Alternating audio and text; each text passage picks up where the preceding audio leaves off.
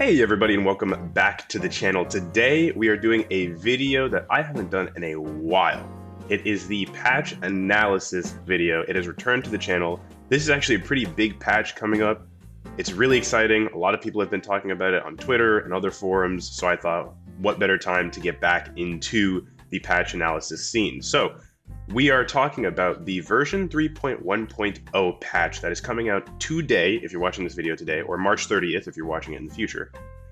And it's a pretty big update. So I'm just going to start going through it. This will be a quick video. We're just going to go through some of the changes. It's a pretty quick update, but there is some things of note to talk about. And I hope you guys enjoy the video, and I'll be playing some calm, relaxing music in the background. So yeah, let's get into it.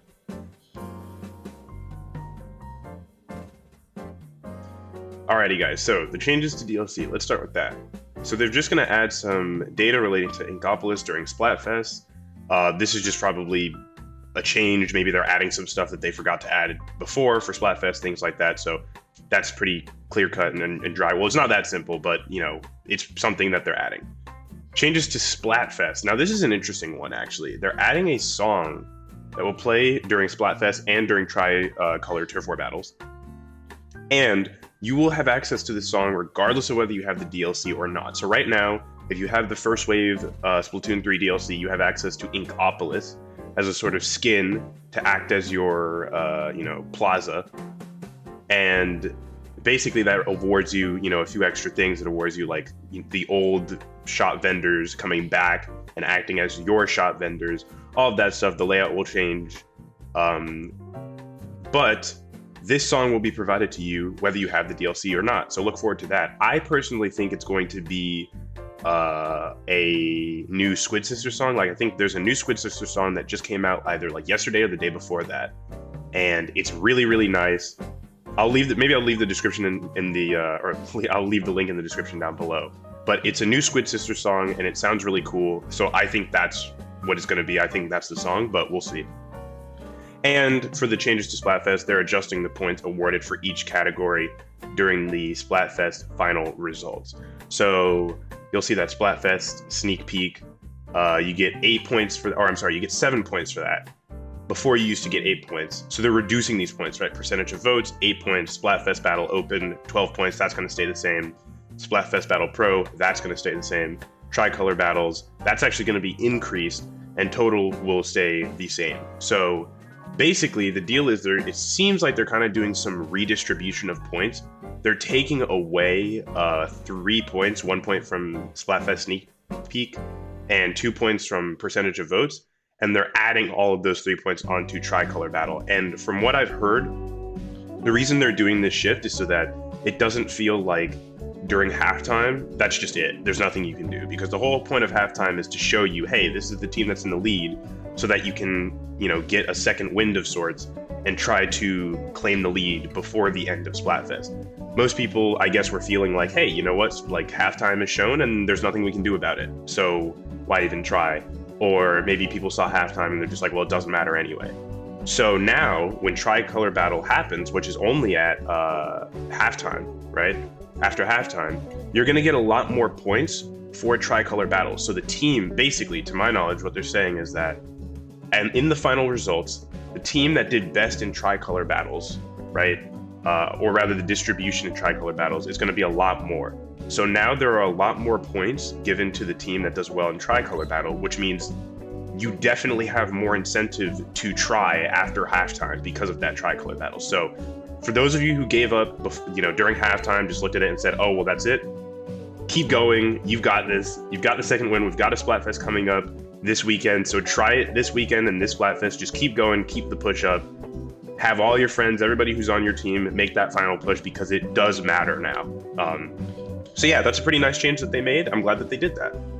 Moving on, we've got changes to multiplayer. So these are some interesting changes. These are for some main weapons that got changed. You guys already know I love the Splattershot Nova. I did a guide to it, and I also did another video about it. I'll leave the link to the sort of play video, like the gameplay video, in the card in the top right. But yeah, love the Splattershot Nova. Great weapon. They're increasing the movement speed while firing. It's about 10% faster, which is great.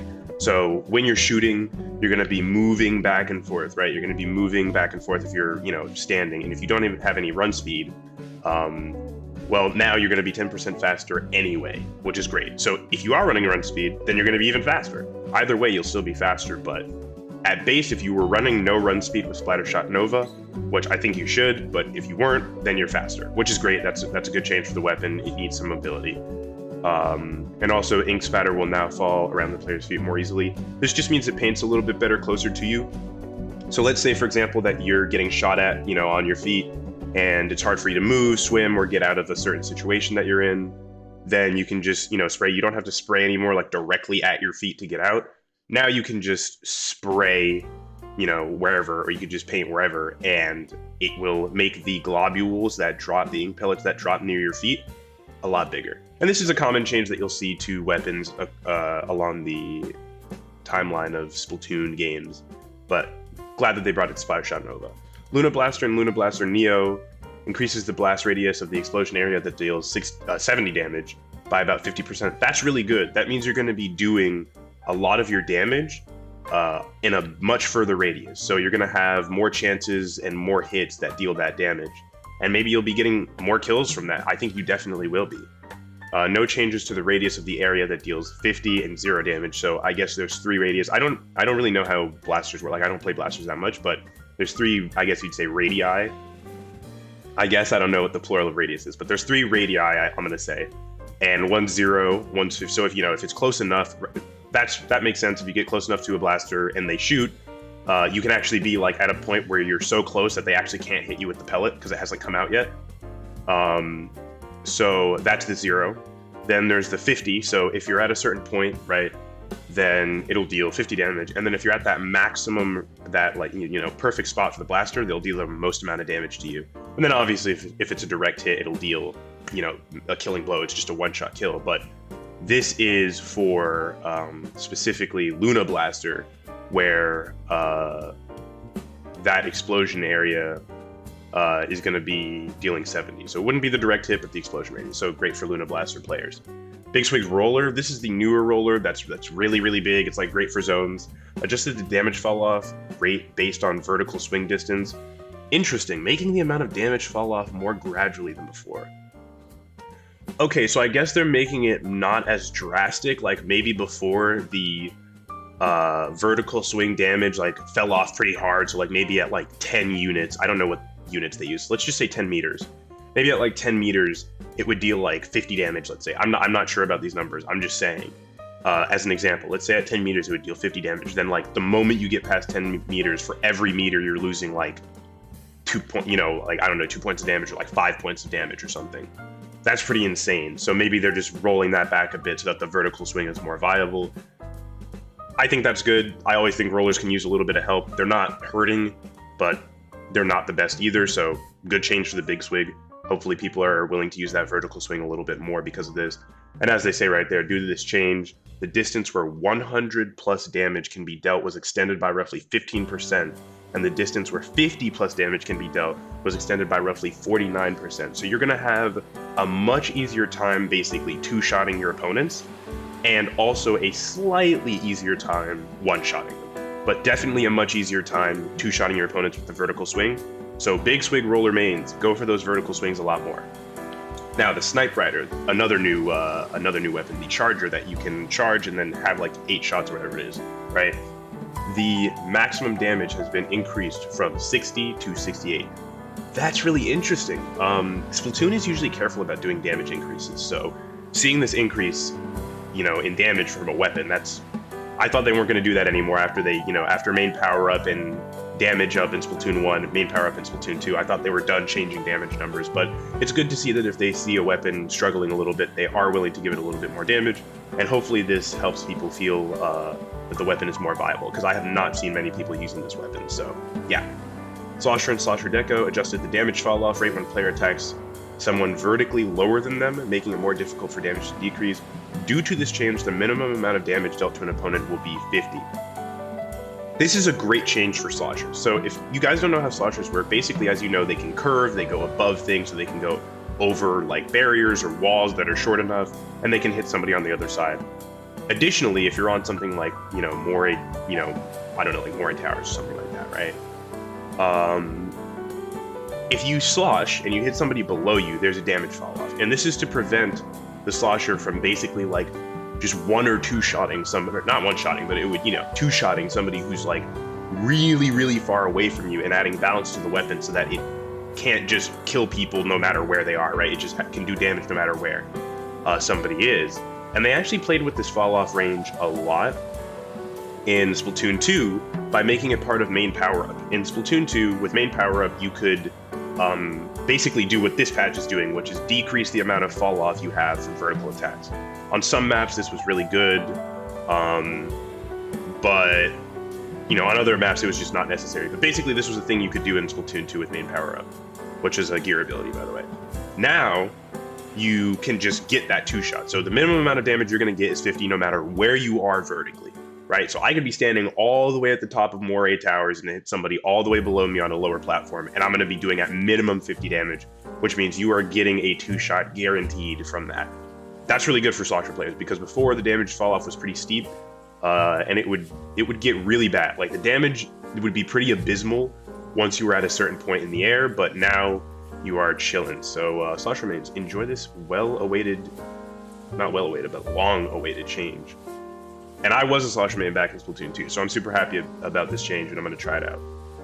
Mini Splatling, Zinc Mini Splatling. Let's look at these. So, increased firing duration by roughly 17%. I think this just means how long it'll fire with a full tank of ink, or with enough ink to do a full charge. Not much to say here. It's a buff. It's probably a really good buff. Maybe Mini Splatling was hurting a little bit. I was trying it out. It did feel like it was sometimes a little bit lackluster to use over just using, like, I don't know, Ballpoint and Nautilus, right? Or just using a mid-range weapon like the Pro. I know it doesn't shoot as fast, but the Pro. So hopefully this helps the Splatling out a lot, the Mini Splatlings. Dapple Dualies. This is insane, by the way. These changes are crazy, so get ready. Shorten the amount of time it takes for a player to be able to act after a dodge roll by roughly 0.06 seconds, right?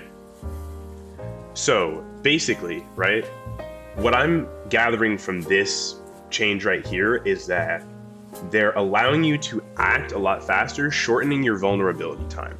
So with, for example, like Dapple Dualies, usually the balancing with Dualies is that the faster they fire, like basically the faster they fire, they have a shorter time between after you rolling and being in that like roll position, stop, and then you can start moving again. Usually the ones that fire like very slowly and, you know, deal a lot of damage, like Glugas, have a higher one, while the ones like Splat Dualies, Dapple Dualies, and obviously Tetras have a lot less of a time, or a lot less of a vulnerability period after they dodge roll.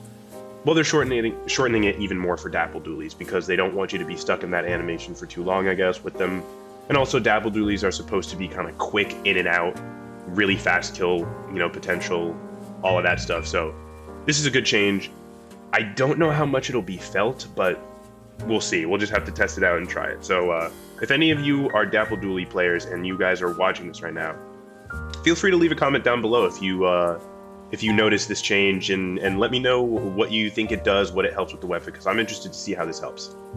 Alright, so Splat Dualies increase the dodge roll movement speed, shortening the amount of time it takes to move by roughly 0.06 seconds. So seems like the same change as the Dapple Dualies, but this addition of increased dodge roll movement speed, I think it's doing something else. I think not only will you get a faster dodge roll speed, but you'll also get a reduced animation at the end, right? So that should be really helpful for you guys. Interested to see how that works out as well. And finally, we've got the Reflex 450 getting a change. Made the angle of diffusion narrower depending on the amount of charge, making it easier to focus on attacking a single area. Movement speed while charging is now about 10% faster. So you'll be more mobile when moving around and charging this, which is great because that's kind of what you're doing with the weapon. And this angle of diffusion, I think that means how far the spread goes, how far the pellets can go. They're making that narrower, so now you're going to have a lot more accuracy when firing, especially close range, but obviously a lot more accuracy when firing in general. So this should make it easier to paint specific areas, but also be able to kill people. This is a kill change, by the way, because usually, like, having more spread, you might think, oh, that's horrible. It's not necessarily a bad thing, because if you have more spread, it makes it so that it's easier for you to paint with the weapon. And usually with the weapon, you want to balance, right? Unless the weapon is only for killing. You want to balance between being able to paint and being able to kill. Some weapons do better at one, some weapons do better at the other, but you still want to have a balance.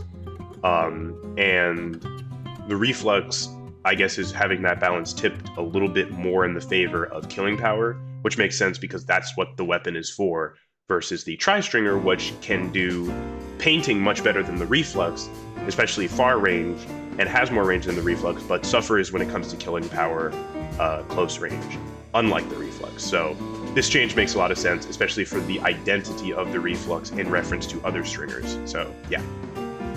Also, the specifications of some sub-weapons have been changed. I'm interested to know what these would be. Let's see what we got here. Angle shooter. Roughly doubled the radius of the ink splatter that occurs when it hits the terrain. I've been waiting for this change for so long. My issue with the angle shooter before, and you guys might have had the same issue, is that with the angle shooter, if you hit the ground with it, let's say you hit terrain with it, a wall, the ground, the splatter would be so low, right? Like, the splatter would be so low and it wouldn't do any painting. So that way, and obviously the point of it is to scout people out. But the painting would be so low and it wouldn't really do much. So if you missed your hit, which is pretty likely because the projectile is very small, you would do nothing, basically, right? It would like bounce off, hit something, and then do nothing. But now when it bounces off, it's going to spread a little bit more ink, or a lot more ink, rather, right? Double the ink splatter that it's going to have after it hits terrain, which is great. I think that's a change in the right direction, or a step in the right direction.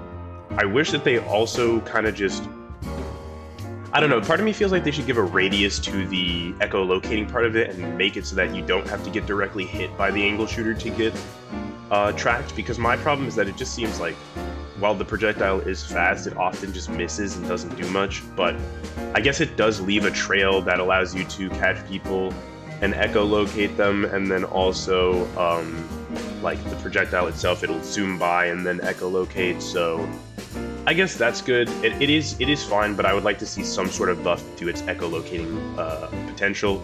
But maybe that's not what they want for the sub, and maybe that's not supposed to be its identity, so fair enough. This burst bomb change is a really big deal, actually. Burst bombs are super strong, notably on the Splash-O-Matic with Crab Tank, and competitive considered one of, if not the best weapon in the entire game.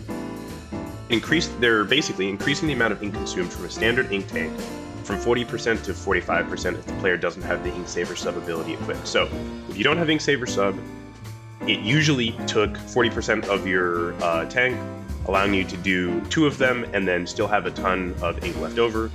It's going to be 45 now, so you can still do 2 of them, and you're going to have 10% left over in your ink tank, but, I'm sorry, you have 55% left over in your ink tank. If you use 2 of them, you will have 10% left over in your ink tank. And that's really good. It reduces how much you can shoot with the splash after you use 2 burst bombs. Basically, it's going to force you to be a lot more accurate on that burst bomb usage, because if you're going to use them, you want to make sure that you have the ink left over. So for those of you who are running Splash, I'd highly recommend considering using Ink Saver sub, even if it's just 1 or 2 subs of the ability. That's what I would recommend to mitigate this change. But yeah, honestly, a good change to burst bombs. They're pretty good, if not one of the best subs in the game. So yeah. The amount of ink consumed when the maximum number of abilities are equipped will not change.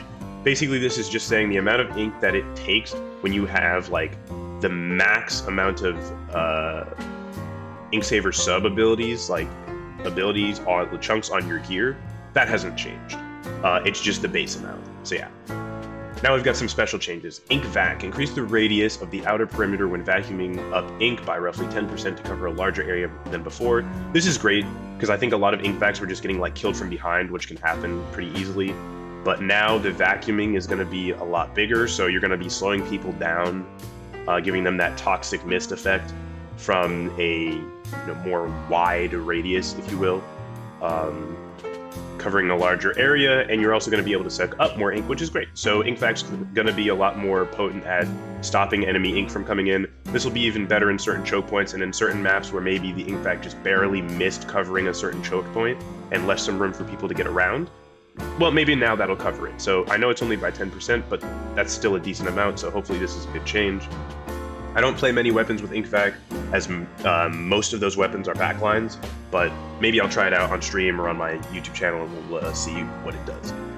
Tacticooler. Increase the initial setup speed when throwing the Tacticooler by roughly 33% to enable it to be set up further than before. I don't know what speed has to do with how far it can be thrown. I'd have to test this out. Maybe I will, and I'll put like a clip of it in the video or something like that.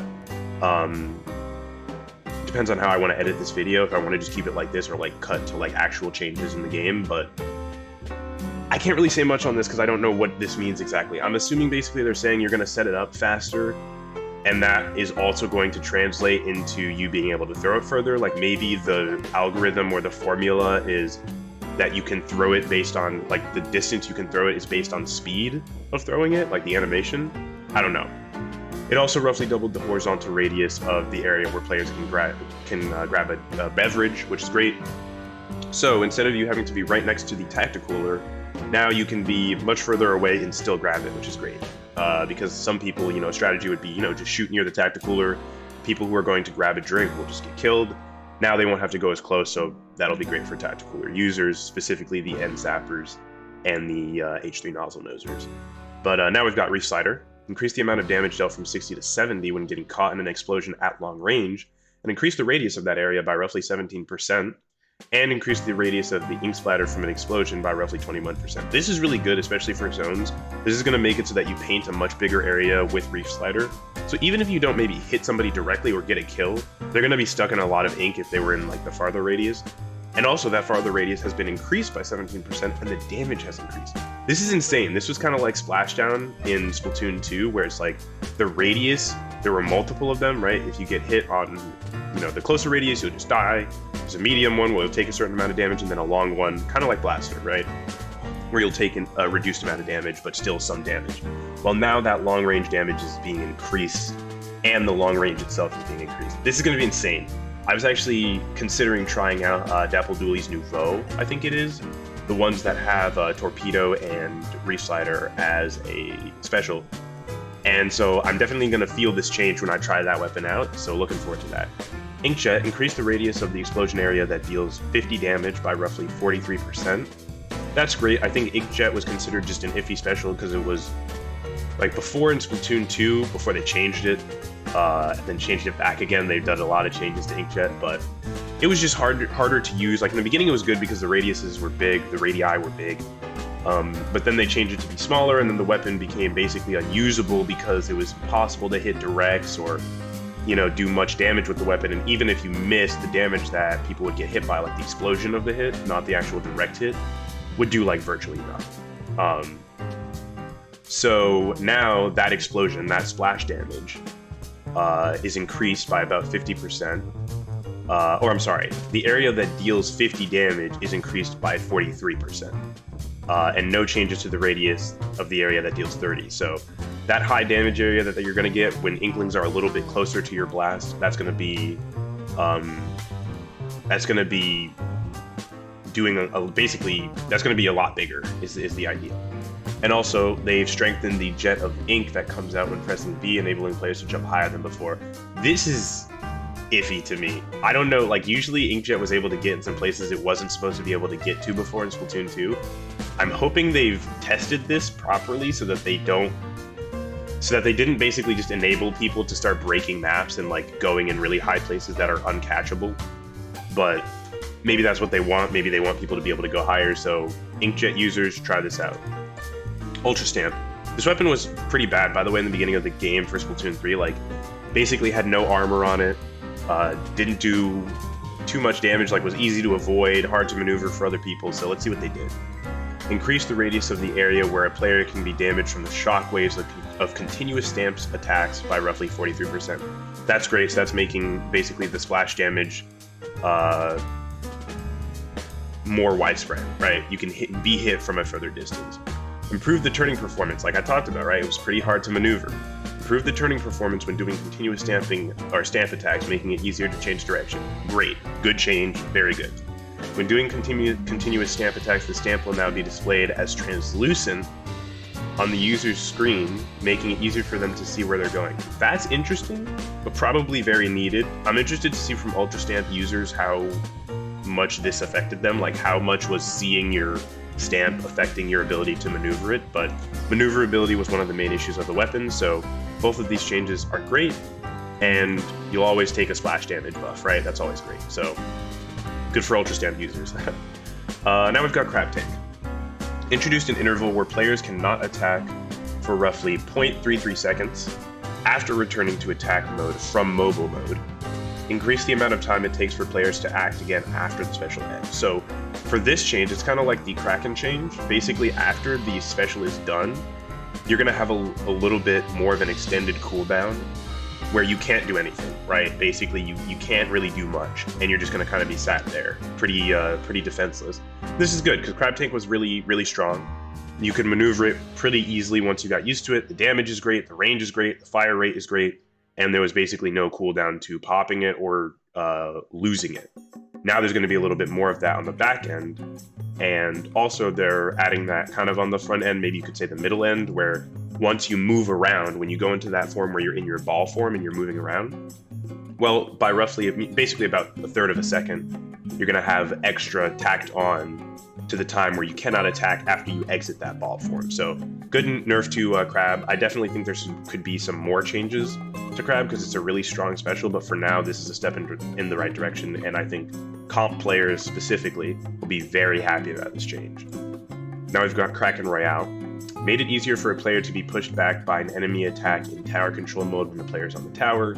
I guess this is good, just makes it so that you take a little bit more recoil when people are shooting you on tower control, and made it so that a player will drop all of their clams and power clams whenever wherever they are when they use the special in Clamblitz. So that's great. They usually do this for most like really mobile specials because they don't want it to be really easy for you to just push in with it. They did this with what did they do this with? They did this with Splashdown, I think, in Splatoon 2. And they also, there's a few more that they did it with. But yeah, they definitely did it, I remember, with Splashdown in Splatoon 2. Basically, mobile specials or specials that would be really, really good at allowing you to just get close to the basket with no penalty and then just being able to score for free. They do this so that at the very least, you have to pick back up your clams after you use it. You can't just use it next to the basket and then score immediately after, even though there is a pretty long cooldown on Kraken Royale after you get out of it. Still good that they did this. This is a good change. Okay, so that's the big ones. Those are the big changes. Now we've just got a few minor ones. Specifications for some gear abilities have been changed, sub-resistance up. So the damage from burst bombs and fizzy bombs has now been reduced more than it was before. But the damage reduction from equipping the maximum gear will not change. This is great because I run 2 subs of sub-resistance up. I would recommend you do as well because the damage reduction is pretty nice for things like burst bombs and, really just any type of bomb. It allows you to take less damage from the splash radius, which can really save you, right? In those scenarios where you've taken maybe like 2 hits from a Slayer weapon, maybe you've taken like 40 points of damage, and you don't want to die to a bomb hit or something like that, taking less damage from the splash is really helpful and has saved my life many times. So I'd recommend doing that, especially since it gets a passive buff now. And opening Gambit, if a player splats or assists in splatting an enemy while this gear ability is in effect, the effect will now be extended by 15 seconds instead of 7.5 seconds. So they're doubling that. Nice. Oh my god, that's great. Made it so that Intensify action gear ability will also occur when this ability is in effect. Interesting. So I guess while you're in opening Gambit, you also gain Intensify action, like it's added on. And the effect is equivalent to 3.0 primary, 3 primary gear abilities. Okay, cool. That's really interesting. So they're basically just making it so that now you get Intensify action as part of your opening Gambit lineup of stats. And you're also going to be having your basically duration extension doubled, which is great. So I don't know many people who use opening Gambit. I personally use Comeback as my sort of stat booster of choice. I know a lot of people use Last Ditch Effort, but for those of you opening Gambit users out there, this should be really good for you. And last but not least, we've got points required for some special weapons. Carbon Roller Deco, 28 to 190, and 96 Cal Deco. 96 moved from 200 to 210, which is great. This is the one with Kraken, so it's going to take you a little bit longer to get Kraken now, which is good. And the sound effects for an opponent's Kraken Royale are now easier to hear from a distance, so hopefully you can hear the Kraken Royale coming, and you'll know to react. Which is kind of a semi-nerf to Kraken Royale, but just more of a probably quality of life change so that you can react to it a little bit better. But yeah, those were all of the main changes. There are a ton of changes to some other things. As you can see, bug fixes here. There's some quick ones for Salmon Run. Let's see, this said made the interval between touching a golden egg and being able to use it roughly the same. Okay, maybe this is to fix like lag. By adjusting the animation speed, when a golden egg goes into a non-host player's life ring, the interval between roughly the same for the... Oh, this is... Yeah, so it is for lag. Because I'm sure some of you have noticed when, like, basically if you're not the host, or if you're having connection problems, or just in general, you might go up to an egg, get it, but then it'll take a while for it to register and actually be in your back and then use it, which can sometimes cost you the run. It has cost me the run. This will be a good change. But they're saying, if communication delays exceed a certain level, basically if your ping is too high, I guess, or something like that, the timing may not be the same as the host player. So I guess they've basically made it so that they're increasing the animation speed, or rather they're changing the animation speed and they're making the interval less for non-host players to be able to throw the egg so that it evens out and other players can throw it as fast as the host. But they are admitting if you have really, really bad connection, it won't matter, right? If you have bad connection, it's just going to be laggy. That's how it is. So that's a bummer, but for those of you who do have good connection or a pretty stable connection, this should cover some of those golden egg discrepancies. So that'll be great. And basically they're just talking about the overall feel of the update here. They're talking about adjusting splat points to make it so that it doesn't feel like halftime is hopeless. And like we were talking about earlier, they're talking about these main weapons. They want the main weapons to have more of an identity and to be more clear as to what they're supposed to do. So that's what some of those changes are doing. The sub-weapon changes should create more ways to use certain sub-weapons, okay? So like, for example, that angle shooter buff should increase, maybe people use it more for painting or are okay with using it for painting and not always for hitting. Instead of using it for the same thing, like they're saying here. For special weapons, they're basically reviewing what people have said and probably also the numbers, and they're making adjustments so that special usage basically isn't through the roof for like crab, and then it's down for like everything else, right? And then I guess, yeah, so the Kraken Royale, basically they're making some changes to it, like the clam blitz change so that you can't just go up to the basket, kill everybody, and then throw the clams immediately. You will lose them. And also so that people can hear you better when you're using it so they can react better. This makes sense. And for Salmon Run, yeah, exactly. They're addressing the lag. This is great from them. And then they're going to do another update at the end of the season. Balance adjustments and adding features for new season starting in June. This is going to be great, so I'm super excited for this. But yeah, that was the video, guys. Just wanted to go over these changes for you. Sorry if my voice is a little bit iffy. I'm like just getting over a cold. So hopefully that'll be gone for the next video. But I hope you guys enjoyed the video nonetheless. And look forward to this next patch coming out at the end of the season. I'm definitely going to be going over this. So if you like this video, consider subscribing to the channel. Leave any feedback or any thoughts you have on these changes in the comments down below. Leave a like, all of that good stuff. Also follow me on Twitch. I try to stream most nights of the week, so consider me following me over there. Follow my Discord. Follow my Twitter. Join the Discord. We got a great community over there. And with that being said, I will see you guys in the next one. All right. Bye-bye.